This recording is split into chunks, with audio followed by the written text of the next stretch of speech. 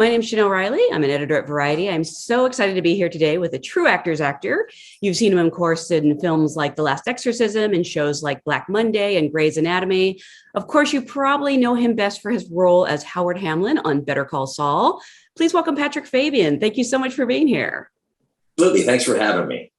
I love how the alliteration of Howard Hamlin. It's so much fun to say. Well, I can start with a story about that right off the bat. I believe it was a tip of the hat to Harry Hamlin from LA Law. Weird.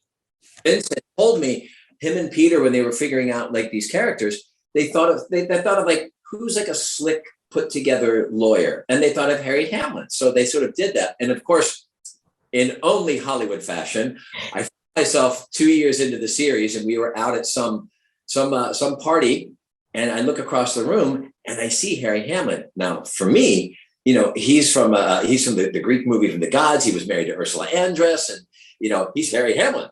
So I look over and I'm like, and I start to walk over, and as I walk over, he sticks his hand out and he goes, "Oh my God, I love you on Better Call Saul." So of course, now we're having a meeting of minds. His wife, Lisa Rinna, is unfortunately, her and my wife are just parted because Harry and I are having a boy fest. We are just loving each other and blowing sunshine in each other's skirts. Finally, Lisa says, "All right, girls, can I get a picture of you two?" And I have it somewhere. It's the two of us looking as silly as possible. And I was able to tell him that they wanted to, that they named him after him. So there. And that's your Hollywood Minute from Patrick Fabian. I always wondered, actually, if it was like a tip of the hat to him. Did he know that? Did he suspect it? No, but of course, like any good actor, as soon as I told him that story, he's like, "Well, why didn't they cast me?" So, there you go. Yeah, I was actually going to ask. You also voice Hank Henshaw, which is another a name with lovely alliteration. Yeah, The Reign of Superman and The Death of Superman on the Warner Brothers videos, which is really great. Yeah. I hadn't done much voiceover work for animation before.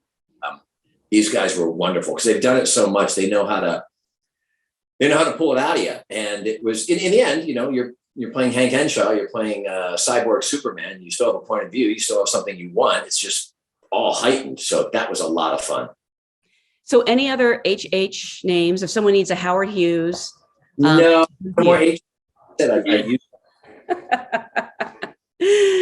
So whenever I have someone as accomplished as you are, I actually love to go back to the beginning and ask, what was your first job as an actor? I mean, whether it was the first time you were paid or just the first time you felt that you could call yourself an actor.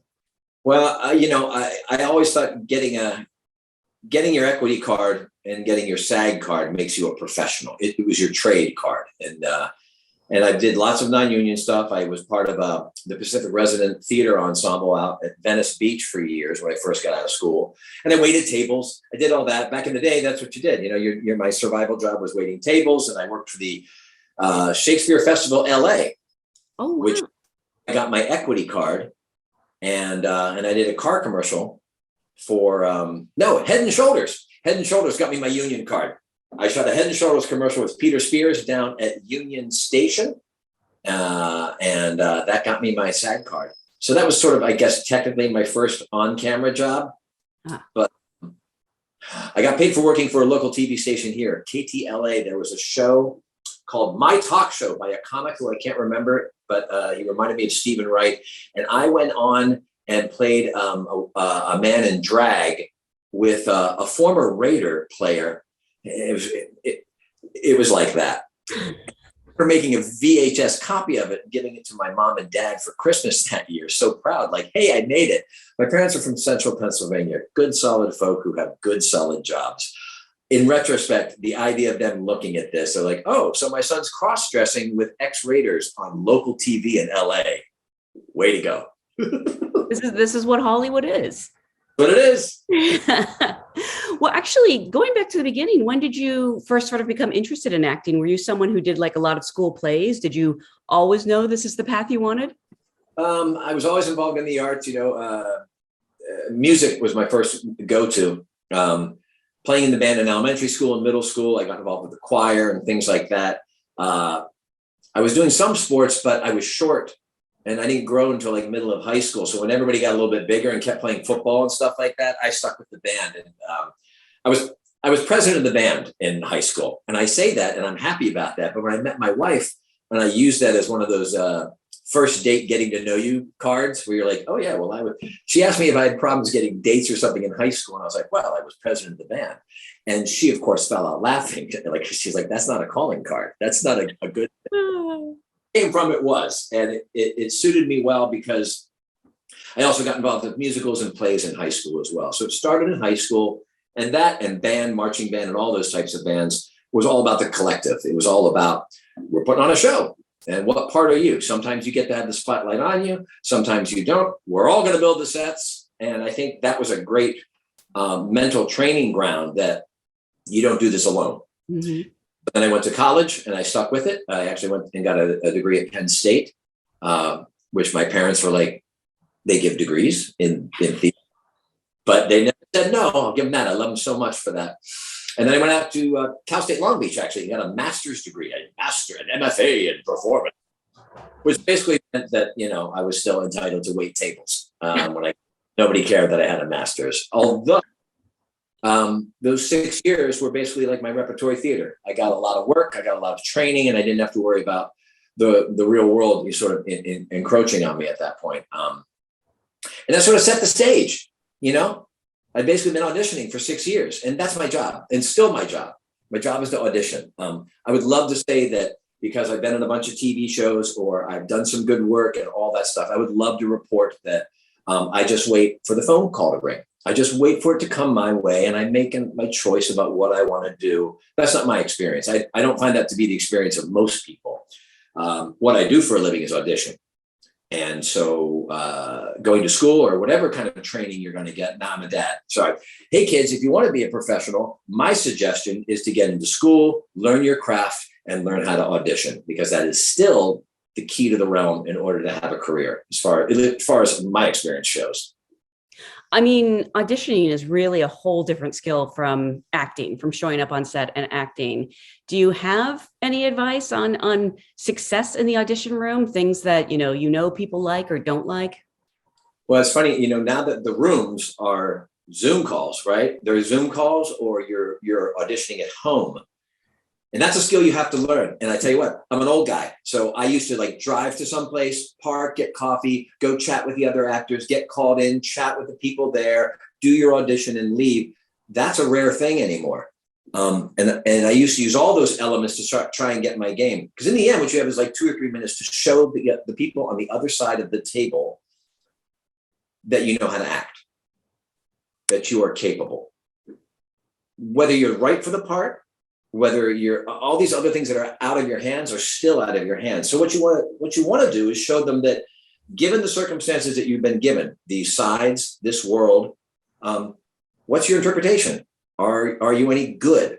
You may not be right for this role, but everybody on that side of the table is going to continue to do other projects, particularly the casting directors. And so I always feel like I'm auditioning for them. Mm-hmm. I'm going in to make them look good because they've chosen you to come in to say, we think he could do this role. And if you show that you're a good actor, it reflects well on them. And they're looking at you and going, well, he didn't get this job. And you never know why. Or maybe you do, but who cares? It doesn't matter. You didn't get the job. Or you got the job. Well, don't get too stuck on yourself. You got the job because you happen to be the answer to the question they were asking that day. And that's kind of what it's like. Am I the answer to the question? I hope so. Yes, of course I hope so, because I think it's going to be changing my life. But it may not. And if you don't get it, it doesn't mean you're not an actor. If you don't get it, it doesn't mean you're not good. If you don't get it, it doesn't mean that you don't have to get back up and do it again. And that is the moment that most people, after having that moment, and it's a rejection business, it's a numbers business a lot of the time. If you're not prepared for that moment, then it makes it really hard. Because acting is really fun when you get to do it and get paid, especially. But you need permission from other people to do it. And that makes it really tricky and tough. So my heart goes out for it. I've always loved actors and artists because of that notion. But I didn't really answer your question. Learn your lines, be cold on your lines, show up on time. Don't stay out late the night before. Stack the deck in your favor. Because as special as you are, there's 100 more of you right behind you who did all those 4 things, who are ready to go. It's not a right to go out and be an actor. It's a privilege. So treat it as such. And that's coming from an old man who's been doing it a long time, who has certainly shown up late, not known his lines. I'm not a saint by any stretch of the imagination. I'm actually curious, have you had any of those nightmare auditions we hear so much about? Whether it was, your fault or something completely out of your control?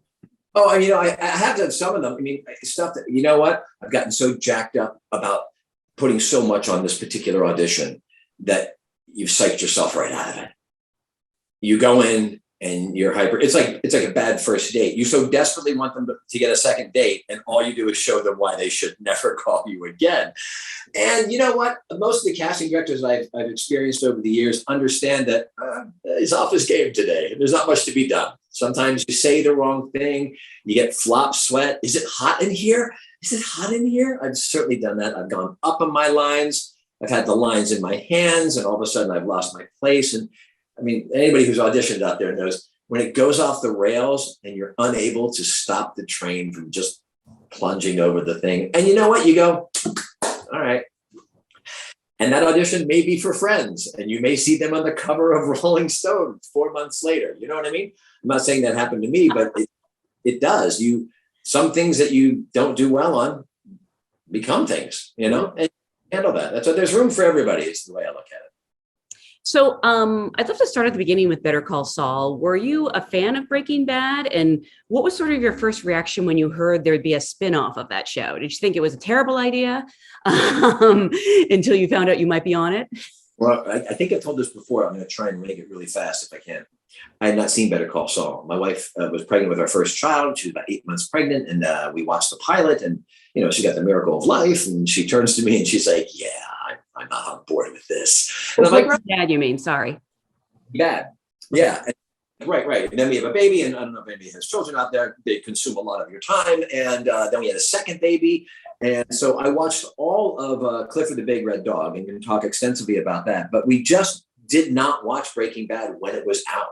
We sort of missed it. We were aware of it, saw the billboards and everything else, but we were raising 2 kids and we were in the midst of that. And I just didn't.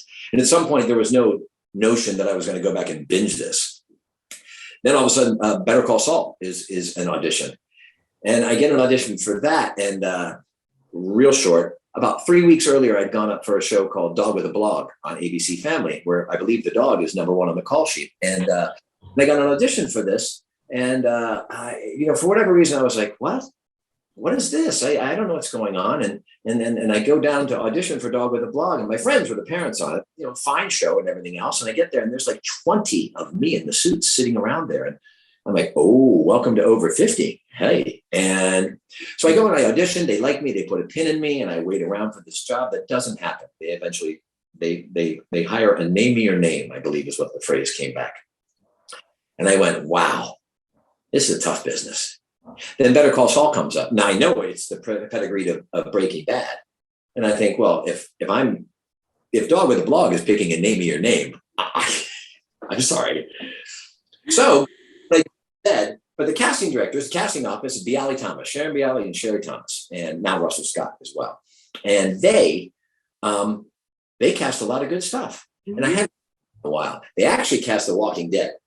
And it was in like season 3 or 4. And I thought, ooh, this Saul thing's not going to happen. But if I go and I do really well, maybe I'll get like a 3-episode arc on The Walking Dead, and I'll get eaten by a zombie. So that was my target. The Saul sides were like 3 pages long. They were dummy sides. They had no script attached. And I came down and was bitching to my wife saying, how are you supposed to audition with this? It's like giving you a dart and putting you on a merry-go-round, and the target is 50 yards away. Rah, rah, rah, rah, rah. And she says, well, look at it this way. You can make up whatever you want. Anybody who's been married will know that's not the answer I wanted. I was. So I do exactly that. I go in looking for Dog with a Blog. Sherry Thomas is the one who auditioned me. And this is why I love casting directors. I go in and she gives me a note. She says, they like it real. Got that note. And that train I was talking about earlier, I immediately start projecting like I'm in a Greek drama. I'm outdoors. I'm blasting through the back of the camera, the back of the wall, the back of the parking lot, and I cannot stop. 20 years in the business, I cannot stop. As an adult, I can't just say, could we start again? I'm locked and going. We finish it, and Sherry Thomas, who I'll ever be grateful to, she goes, okay, we have that. No judgment, but a little. And she says, they like it real. She repeats the note. Now, I've been doing this long enough to understand that she has repeated the note, telling me I did not take the note. Mm. And then I go, oh, and I think, yeah. So I really try and take the note. I sort of let go of The Walking Dead and everything else. And I sort of let go. And for any actors out there, you know that feeling, you're like, and I did nothing. Mm. Read the words, I did it with intention. I was inhabiting something. And she goes, great, that's good. And I drive home and I buck myself up thinking, maybe we'll get eaten by a zombie. 2 weeks later, I get a call that Vince Gilligan had seen the tape. They wanted to test me. A week later, I go to Sony, I test, and a week after that, I get a call saying you have the job. Wow. The story for me and all of that is this. I don't think I became a better actor between not getting Dog with the Blog and getting Better Call Saul. But it turns out the answer to the question, who is this guy for Dog with the Blog, was not me. Mm-hmm. Now, who is this guy across from Better Call Saul, was me. And, you know, I will take credit for showing up on time, having my stuff together. But it's a little bit of luck as well. Maybe it's 20 years of luck, 25 years of luck, but it's, you know, and then I get the job and then it's fantastic. And, I get questions about like, so when you and Vince talked about, and I'm like, when Vince Gilligan know who I was, you know what I mean? Yeah. So that's sort of a long story, but for me, it's apocryphal because it reminds me that I'm fortunate to be playing with who I'm playing with. And you're just not always the answer. I got to be the answer this time. And that was, and I've taken advantage of it as much as I could. At what point in that audition process, or maybe after you landed the role, did you catch up on Breaking Bad and realized, oh my God, this is a masterpiece? So then my wife and I started binging immediately after I got the job. I was like, and it was so much so that, I'm glad I didn't see it. For me, Yeah. I would have been jacked up. Instead, I was able to do something else, which got me the job. I mean, who knows? Maybe I would have gotten my head together, but honestly, I don't think so. Because after I read it, then I got nervous. And then I started, every time the phone rang, I thought, they're calling to say, we made a mistake. Thank you so much for thinking you had the job, but we found somebody better and nicer and more famous. Thanks so much. And by the way, that hasn't really gone away. Even in the last season of the show. You still... Tracy Horner plays Kim Wexler. So good. Now she's an actor. You should interview her. I have. I'm a fan. Yeah. So good. Her and I would call each other every time we got scripts because, of course, first thing we do is race through. Are you dead? Are you dead? I'm not dead. Are you dead? No, I'm not dead either. Great. And then we go to work. What were you sort of initially told about Howard? Because in some ways he's set up as the antagonist to Saul, but we actually really see another side of him where, it's a lot of things really aren't his fault. Well, I'm going to tip my hat to the writing staff. It's headed by Peter Gould and Vince Gilligan, and they give such a great template of what to do. It's almost actor proof in my mind. And Vince put into my ear the very first episode when we were doing stuff. And he came around to me and he said, hey, we're not sure exactly where this is going to go with Howard, but we hired you for a reason. So don't lean into being a baddie, I don't think, because we don't know what's going to happen. And it relieved me of this idea because indeed, the first episode, I'm like, they call me the lead character calls me Darth Vader, right? And I'm set up as being this awful person. So I started, he was right. He helped me not run into a bad actor habit of running down this road of, this is who I am. I've decided what this is. And everything is colored like this as I twirl my mustache, which would have not helped. Consequently, as this writing team writes where the story goes, they hadn't had things planned out, really. They knew where Jimmy sort of had to get to, but they didn't have anything else planned out. And so when the masterful, mighty Michael McKean gets involved as being Chuck, Jimmy's brother, well, he becomes something else. And the writers we basically gain an entire another season because of what Michael McKean's talent brings to the table. Wow. And the writing staff goes, oh. And then that just sort of fits in with where Howard's fits in. And then we all become something different. And what the writers have given me over this course of these seasons is the ability for Howard to have elbow room to go left and right, to not be one thing. And that was because, the writing and the directing didn't lock me in. Well, I would have locked myself into this idea of something. And that's faith and trust in the people that you're working around. Again, going back to the collective of something. And so it's been a real, it's just been a real joy to play these arcs and to play these things. And they've all been based in script and based in real. So I haven't even noticed the nudging as it's moved on. It's been the next sort of right indicated action of how it's going to behave. Like, it doesn't feel like I'm reaching for something. I think the writers have been really great about not going from A to Q. They keep plodding along. Everything is sort of built up and justified, which I think lends itself to the tension that the viewers have. Yeah. There's a sense of like, it has been earned. This sort of franticness leading into season 6 of like, oh, there's a lot of things on cliff's edges. What's going to fall has been earned because it's been a nice, slow, trod up the hill to that cliff. I had a feeling fairly early on that Chuck was the real bad guy, or the person who was really sort of holding Jimmy back, and Howard was just sort of the face of it. How early did they clue you into that? Because I'd like to think I was ahead of my time, but maybe they always knew. No, I'll give you that, but I think it's a time where I try to pay off Jimmy. Is it season 2? Where I try and he brings the sandpiper case to us, and I try and buy him off, and he calls me a pig effer in the series. One of AMC's swear words they spent for the season, which, by the way, then the internet loved using on me, which was fun. That was about the time that, and it's funny you said I was the face of HHM, because I very much think that Howard has always had doubts whether, because my father's not around, right? The first H isn't there. I'm there, and McGill is clearly the brains of the operation, right? Or at least he's set up that way. And so I've always carried with me character-wise, although I haven't discussed it with the writers, because it's implied maybe Howard is suffering from self-doubt, that if Chuck wasn't there, he wouldn't be able to run the firm. So you find yourself inch by inch, action by action, slipping into vague moral areas, doing Chuck's dirty work, because if I don't, HHM no longer exists, and then I'm exposed as a fraud. That's very much the opposite of the guy who's sort of walking around with a stick up his in the tie bar.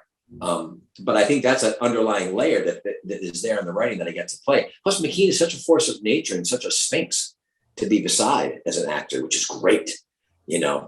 It was great to pull off his energy, because I was never sure exactly where he laid with it as well. We had a very interesting working relationship, and not that it was weird or anything, but like as an actor, I used to always look at him like, oh, there's a scene with Michael, and my thought was, oh, good, the scene will be fine because Michael McKean's in it, which works twofold. One, it was the truth, and then two, I mean, literally, I was like, oh, if they just did over the shoulder onto him for the entire scene, it's going to look great. But two, it released me. Any trick you can do to get outside of yourself. And so working with Michael, I was like, oh, we're fine. We're good. We're safe. Michael's here. Michael's driving.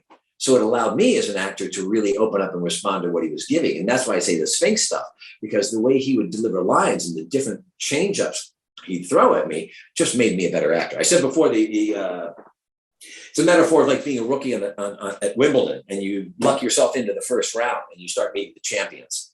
You're going to get your ass handed to you and thrown off the court, but you're going to get better because you're going to get a couple of shots in. And that's what I felt like working with Ray, Bob, and Michael especially. I came away from each scene a little bit better. And I believe you've completely wrapped shooting on the series. Yes, well done. So tell us everything that happens in season 6. Season 6 starts with her. Wait. Yeah. Well, I tell you what, there's a couple of things I can say about season 6. First of all, season 5, if you haven't seen it, quickly binge it on Netflix. I think it's being dropped in early April, or it has been dropped in early April. If you've liked what you've seen so far, you are not going to be disappointed. These writers did not fail you in this final season. Questions will be answered, things will be resolved, and it is exhilarating. It is exhilarating. I think it's very satisfying too.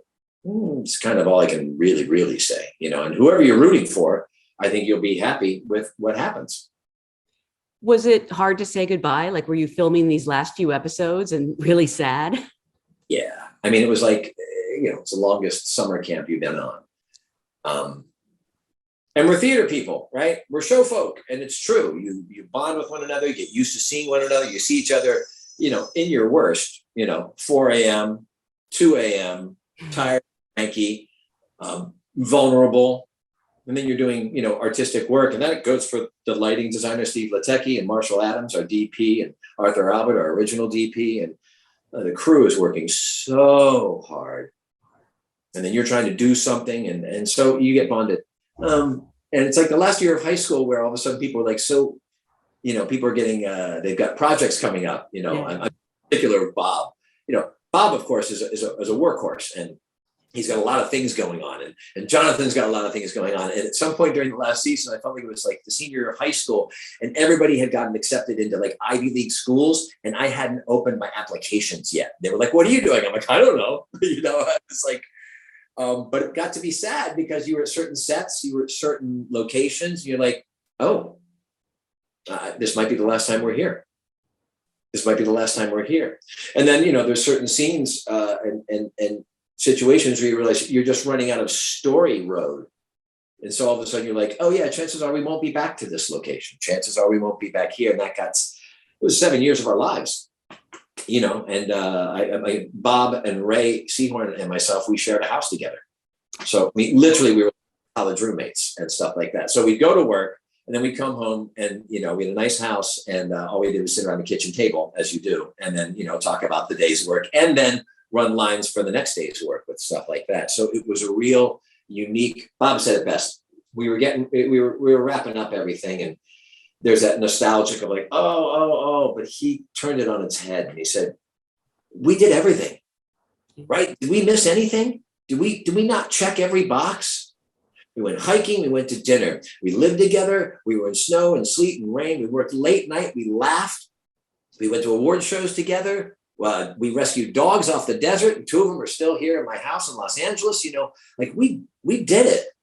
And it really sets the bar high for the next series, hopefully, that I get. You know what I mean? And it's been a wonderful experience. And I tip of my hat to Bob Odenkirk, because it really did come from number one on the sheet, without a doubt. You were in New Mexico together. Did you ever go to Meow Wolf together? It's my eternal shame that I did not make it to Meow Wolf. Never? Kids were there over Christmas one year. We went, and it was so jammed. It was Christmas, and I missed it. How stupid am I? So anybody who's watching this, you can @ me at Patrick Fabian on Twitter and tell me how stupid I am. I was there for 3 days, and all I did was go to Meow Wolf every day. There you go. And then once to Los Polos Hermanos, which actually has really good food. Yes, it does. I have to go back to Albuquerque so I can actually go up to Santa Fe and see Meow Wolf. Well, now I feel bad because you just said that, you were feeling like you hadn't filled out your applications, but do you know what's up next? What would you like to do? Would you like to get back on stage?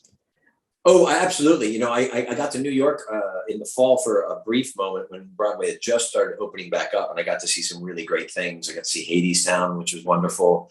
I got to take my kids to the theater, and they wanted to go see Six. And we saw the Rockettes show, and we saw The Play That Goes Wrong, and we saw David Byrne's American Utopia. I just got done seeing the Lehman trilogy here in Los Angeles and Slave Play. And anytime I see those, I always get jealous. Oh, I want to do that. I want to do that, because I love the theater. I love the intimacy. I love the liveness. I love what are we doing tonight? What's the Tuesday house like? Oh, what am I like on Tuesday? It's talking and listening in its most immediacy. And I love that. So yes, I would like to do that. I am married, and I do have 2 kids, and they are starting to go to middle school. So the idea of like going to New York and being away from them for that sort of thing, I don't know if that quite fits.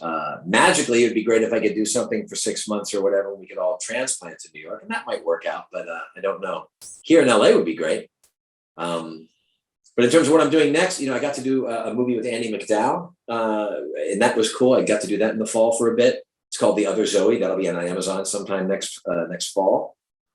And I did like 5 episodes of The Gordita Chronicles. Chronicles, which is a new show on HBO Max. And it's a single camera, half-hour comedy. And that's shot in Puerto Rico. So that was fun as well. So I got to feather all that stuff in as we finished the final season, which was great. And now that I've done all that, I can tell you this. So the great thing that I get to do now after all this is sit and worry every day that the phone isn't ringing and I'm never going to work again.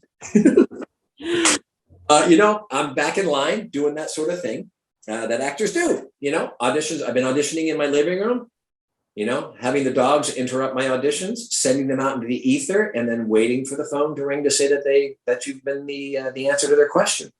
And because that's the job. The job is auditioning. Now, Saul has helped elevate my exposure without a doubt. And certainly the phone does ring the other way. Sometimes I get people to call to say like, hey, we'd like him to audition for this. Or sometimes even we'd like to offer him a role. And that's nice. But what I've always liked about it is I've been a working actor. I thought I was going to be a star. I think we all thought we were going to be Brad Pitt when we were 22. We're all going to be Brad Pitt, right? Well, no, it turns out that role is taken and it's played very well by Brad Pitt. That goes for George Clooney as well. And the rest of us who are fortunate enough to have made it this far are lucky to be working actors. And I've always been a working actor and I like that. What's the next job? I don't know. Is it going to be like Better Call Saul? No, probably not. Is it going to be maybe in Puerto Rico? It was. Is it going to be in North Carolina? Oh, it was. Is that fun? It's fun for me. I enjoy that. So whatever the opportunity is, I'm open for it, whatever it can be. And if you, if you know anybody, please, put my name in. Do you like short films? Because we can always use some actors in short films. Yes, absolutely. You would probably quadruple our budget, though, just with your fee. Well, I can't wait to see whatever it is you do next. I am pushing for maybe a spinoff with Harry Hamlin. Time you work together, yeah. Or maybe just Harry sitting around having coffee, talking about our resumes. What did you? Oh, you did that. Tell me a story about that. That'd be great. People would love that. Hamlin and Hamlin. There it is. But again, and I look forward, but I'm also sad about the last season of the show. Congratulations on all the success. Thank you so much for being here today. Thanks. Absolutely. And thank you so much for watching the show.